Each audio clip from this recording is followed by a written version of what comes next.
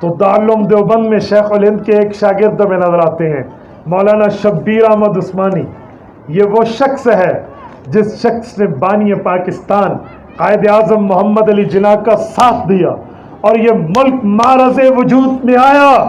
ہمارا صوبہ سرحد جو تھا، یہ اسے NWFP کہتے تھے، نارتھ ویسٹ فرنٹیئر پروونس، شمال مغربی صوبہ سرحد، یہ ہندوستان کے ساتھ الحاق نہیں کر رہا تھا، پاکستان کے ساتھ الحاق نہیں کر رہا تھا، یہ علیحدہ ریاست تھی۔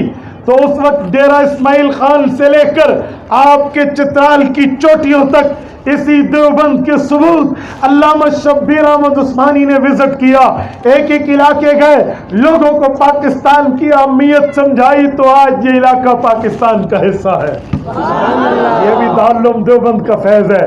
اور اسی مدرسے کے فیض نے یہاں تک پہنچایا کہ جب قائد اعظم کی وفات ہوئی تو اس نے کہا میرا جنازہ علامہ شبیر احمد عثمانی پڑھائے۔ اسی پر میں لوگوں کو کہتا ہوں کہ قائد اعظم نے علامہ شبیر احمد عثمانی کا نام کیوں لیا تھا جنازے میں؟ لوگ کہتے ہیں قائد اعظم فلاں فرقے کا تھا، فلاں کا تھا۔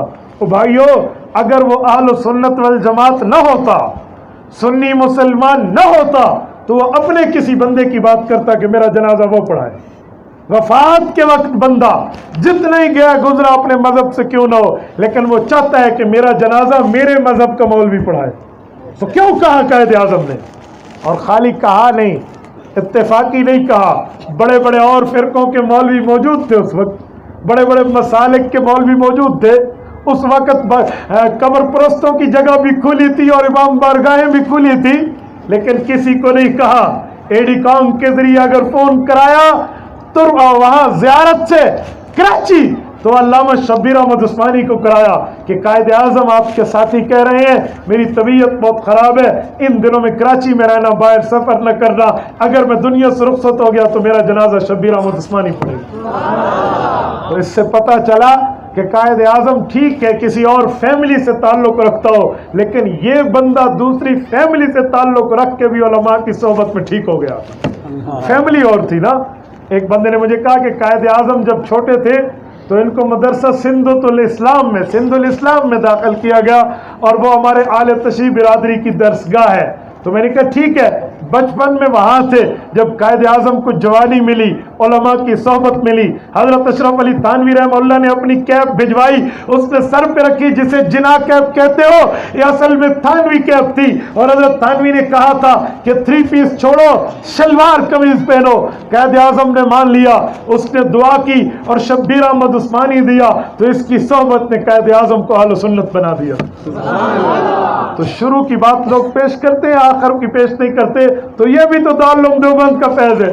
اور جب دارالعلوم دیوبند کے اس فیض نے ملک پاکستان کو معرض وجود میں لایا تو ملک پاکستان کی 2 جگہ 15 اگست 1947 کو پرچم لہرایا گیا، 14 کو بنا، 15 کو آزادی کا اعلان ہوا۔ تو 15 اگست 1947 کو کراچی میں جو old capital of the Pakistan ہے، پاکستان کا پرانا دارالخلافہ، اور ایک ہمارا ڈھاکہ مشرقی پاکستان کہتے ہیں، وہاں پر پرچم لہرایا۔ تو جو کراچی میں لہرایا وہ بھی دیوبندی عالم قائد اعظم کے حکم پہ شبیر احمد عثمانی رحمہ اللہ نے لہرایا، اور جو ڈھاکہ میں پرچم لہرایا وہ بھی دیوبندی عالم حضرت تھانوی کے بھانجے علامہ ظفر احمد عثمانی رحمہ اللہ نے لہرایا۔ اسی لیے میں کہتا ہوں قائد ملت اسلامیہ مولانا فضل الرحمان دامت برکاتہم کی زبان میں کہ پاکستان بنایا بھی ہم نے ہے، بچائیں گے بھی ہم۔